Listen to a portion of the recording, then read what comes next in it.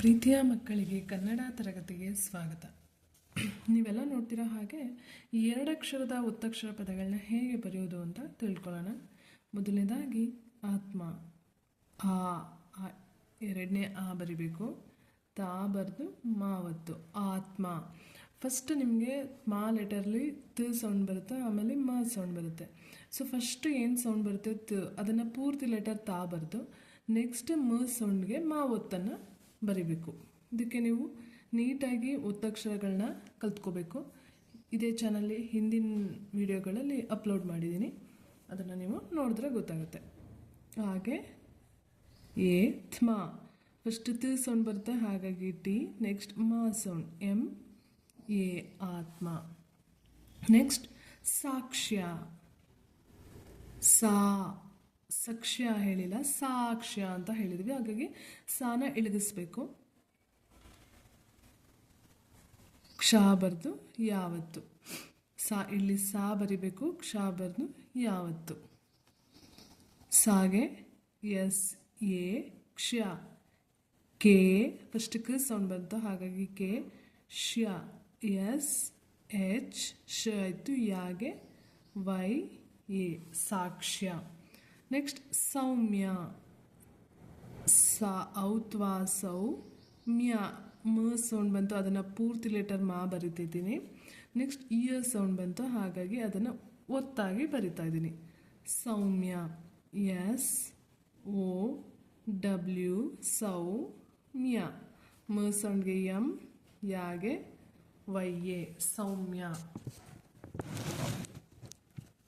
Next ಶೌರ್ಯ, ಶ ಔತ್ವಾ ಶೌ ರ್ಯ.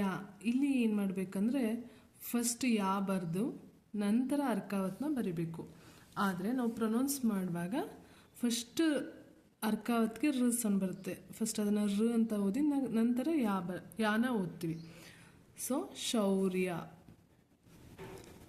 ಶೌಗೆ S H O U, ರ್ಯಾಗೆ ಆರ್ ವೈ ಎ ಶೌರ್ಯ. ನೆಕ್ಸ್ಟ್ ಕ್ರೌರ್ಯ, ಕ ಔತ್ವಾ ಕೌ, ಕೌಗೆ ರಾವತ್ ಬರೆದ್ರೆ ಕ್ರೌ ಆಯಿತು.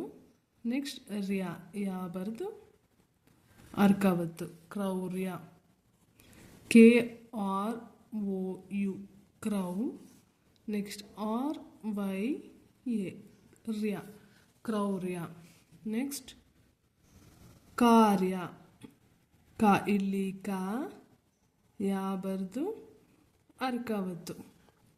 ಇಷ್ಟೆಲ್ಲ ಎಕ್ಸಾಂಪಲ್ ಸಿಕ್ಸ್ತಲ್ವ ಅರ್ಕಾವತ್ಗೆ. ಸೊ ಇಲ್ಲಿ ಇಲ್ಲಿ ಕ್ರೌ, ಕಾಗೆ ಔತ್ವ, ಇಲ್ಲಿ ಕಗೆ ಆಕಾರ ಸೇರಿಸ್ಬೇಕು. K A R Y A ಕಾರ್ಯ. ನೆಕ್ಸ್ಟ್ ಪ್ರೀತಿ, ಪ ಫಸ್ಟ್ ಪ ಸೌಂಡ್ ಬರುತ್ತೆ, ಪ್ರೀ ಅದನ್ನು ಪಿ ಬರೆದು ರಾವತ್ ಕೊಟ್ಟು ದೀರ್ಘ. ಪ್ರೀತಿ ಅಲ್ಲ ಪ್ರೀತಿ, ಹಾಗಾಗಿ ದೀರ್ಘ ಬರೀಬೇಕು.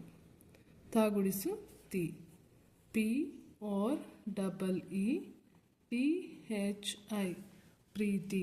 ನೆಕ್ಸ್ಟ್ ಶ್ರೇಷ್ಠ, ಶೇ ಬರೆದು ರಾವತ್ತು ದೀರ್ಘ, ಶ್ರೇ ಆಯಿತು.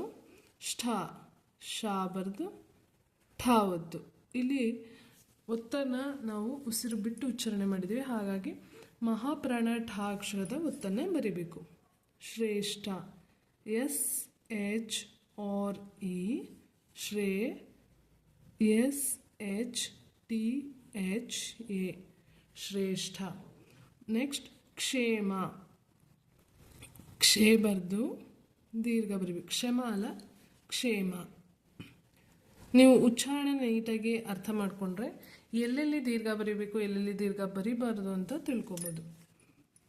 K S H E M A ಕ್ಷೇಮ.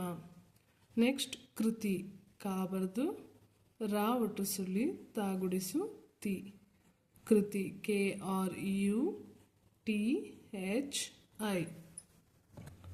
ನೆಕ್ಸ್ಟ್ ಸ್ಮೃತಿ, ಸಾ ಬರೆದು ಮಾವತ್ತು ರಾವಟ್ಟು ಸುಳಿ ಸ್ಮೃ ಆಯಿತು. ತಾಗುಡಿಸು ತಿ ಸ್ಮೃತಿ. S M R U T H I ಸ್ಮೃತಿ. ನೆಕ್ಸ್ಟ್ ಸೃಷ್ಟಿ.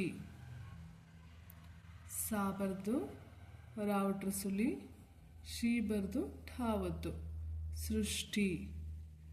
S R U S H T H I ಸೃಷ್ಟಿ. ನೆಕ್ಸ್ಟ್ ಕ್ಷೀರ. ಕ್ಷಿ ಬರ್ದು ದೀರ್ಘ ರ ಕ್ಷೀರ. K S H double E R A ಕ್ಷೀರ. ನೆಕ್ಸ್ಟ್ ಶಕ್ತಿ. ಶಾ ಬರ್ದು ಕಾಗುಡಿಸು ಕಿ ಬರ್ದು ತಾವತ್ತು ಶಕ್ತಿ. S H A K T I ಶಕ್ತಿ. ನೆಕ್ಸ್ಟ್ ಕ್ರಿಯೆ. ಕಾಗುಡಿಸು ಕಿ, ಕೀಗೆ ರಾವತ್ತು ಯಾ ಏತ್ವ ಎ ಕ್ರಿಯೆ. K R I Y E ಕ್ರಿಯೆ. ನೆಕ್ಸ್ಟ್ ಸ್ಮಿತಾ. ಸಾಗುಡಿಸು ಸಿ, ಸಿಗೆ ಮಾವತ್ ಬರೆದ್ರೆ ಸ್ಮಿ ಆಗುತ್ತೆ ತ ಸ್ಮಿತಾ. S M I T H A ಸ್ಮಿತಾ. ನೆಕ್ಸ್ಟ್ ಸ್ಫೂರ್ತಿ.